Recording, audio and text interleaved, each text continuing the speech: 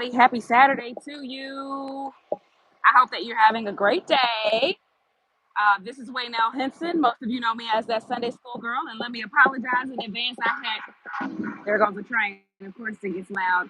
I had great intentions on uploading a Sunday school lesson review yesterday, and it just didn't happen because I'm at the family reunion. So we've just been busy. I've been helping to do things. I'm an Uber driver. And just loving on my family. So it's really been great to be together um, after many years, not just including the pandemic, but after many years. But we're on one of our stops. We're actually on a Black History tour of the city in Kansas City. So the bus has stopped. I'm actually at Union Station. So this is everything that's all around me. I decided just to pop on for a second. I don't know how my lighting is, but to give you my quick thoughts or points on our Sunday school lesson from this week. Um, I can't give you the exact title, but I know it has to do with God restoring his people. And we are in Isaiah chapter 49. And I'm just going to tell you how this lesson made me feel this week, or sort of where I reflected on it just a bit. And I really sat with this lesson in a space of, if you have ever felt like God has forgotten you, like if at any point in your life you have gone through something and it made you feel like God forgot about you. And I have no problem in this video being, transparent. I have been through layoffs on a job before. I have been through, in that layoff period, not being really sure how I was going to make things work out financially. I tell folks all the time I'm a single female, so when the water is troubled, I have no man to throw me in. So I worried a bit about that in that season. I have felt a bit forgotten and maybe unseen by God during times when I've had certain goals that I didn't reach. It's not a secret. I've had a very public broken engagement. There have been times when I have felt like, God, like, do you see me? Do you realize I'm here? And that's how I felt about this lesson this week.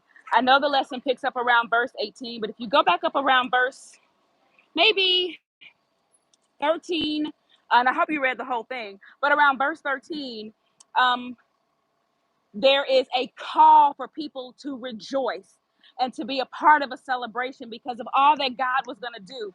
And this lesson is very messianic in nature because it talks about a savior coming. And so that was a reason to break out and rejoice and sing. And in verse 14, the question comes up, how in the world are we supposed to break out and rejoice and sing when it seems like God has forgotten about us? And I think a lot of us can even identify with sometimes even being in like a worship service, and the service can be really high and you're feeling it, you're in that moment. Or maybe you sit around sometime and you wonder, how are these people all rejoicing like this when, when you are sitting with the stuff that you have and it feels so heavy and it feels like I'm not able to be a part of this rejoicing and this singing. How am I supposed to do that? And for me, that's where verse 18 really picks up, where the writer or God commands his people through the prophet to look up.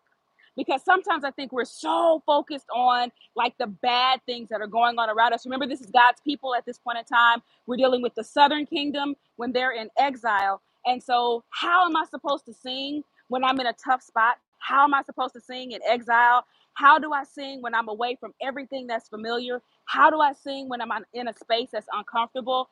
And yet they are commanded to sing. And there are, I think I saw 3 images or 3 ways that God really affirms his love for his people, despite what's going on, despite how it feels. And that's the thing, right? I believe that our feelings a lot of times are the things that drag us down. I saw somebody already say that God's word does not return to us void. And I believe that to be true. So how do we hold on to what we know does not return to us void, even when we feel separated, when we feel distance, when we feel unseen, when we feel desolate is one of the words used in the lesson. Hello, Sister Danette.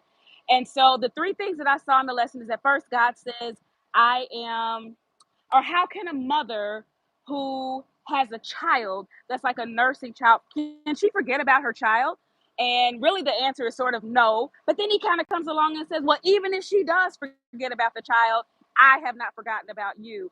And so if you ever seen a baby cry before, right? Just because the baby is crying, even if the baby starts crying in the next room, that doesn't mean that mom doesn't hear the baby.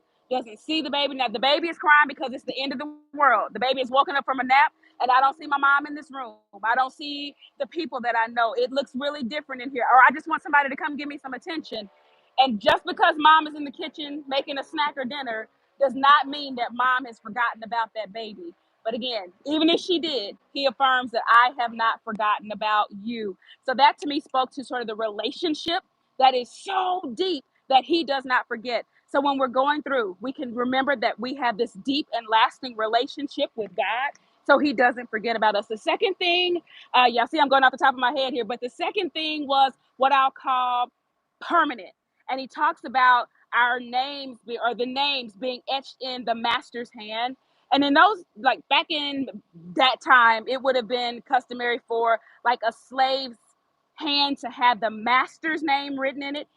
And here it is quite the opposite. It is that the master has the slave's name, the servant's name written in his hand. And when something is etched into a hand, like that is permanent, right? You don't get to take out those cut marks. So it is the idea of almost being tattooed or etched for permanency. So the first thing again I see is that deep relationship we can remember.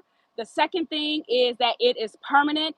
And then finally, the last thing that really like blessed me was the fact that when God speaks to his people, he says, he speaks about seeing their walls. And even though they're in a space where they don't see any walls, right? Their homeland has been destroyed. All they know is that there were ruins. And yet in the midst of their mess, God sends a message that there will be walls. So even when we're rehearsing what looks like ruins around us, I only see devastation. I don't do it. Okay. I'm also gonna plug up my phone. It's cooler here. Sorry.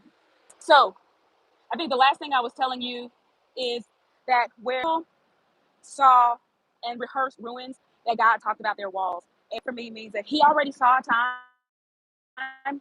that they were going to be restored, and that we can hold on to knowing that even in our most difficult times, like God doesn't have defeat plan for our lives.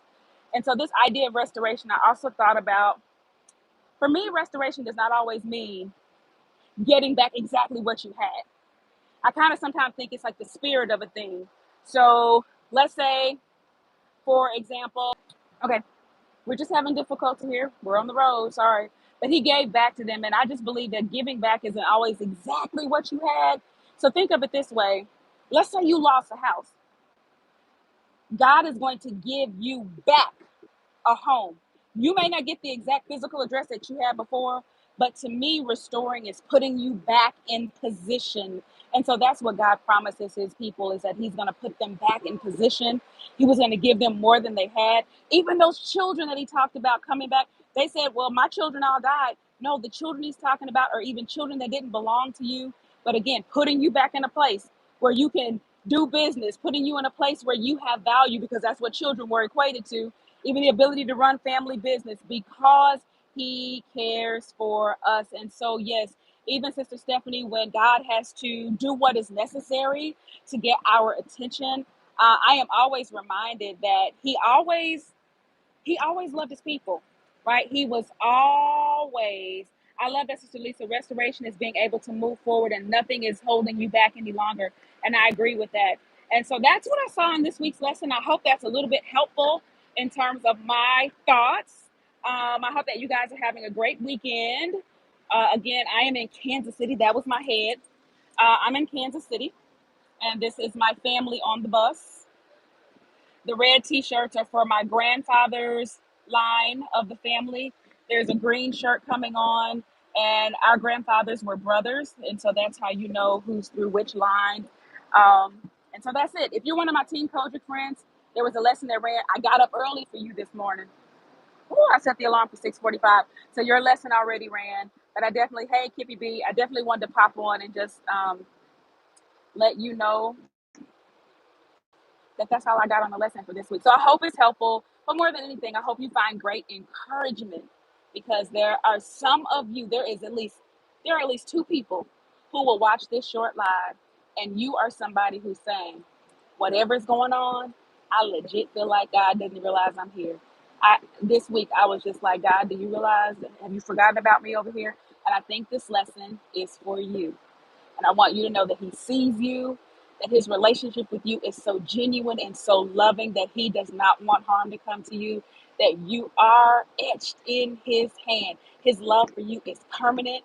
And the third thing is, no matter what the ruins are that you see around you, he's going to restore and he's going to rebuild walls for you. You're getting your walls back. So I love y'all so much.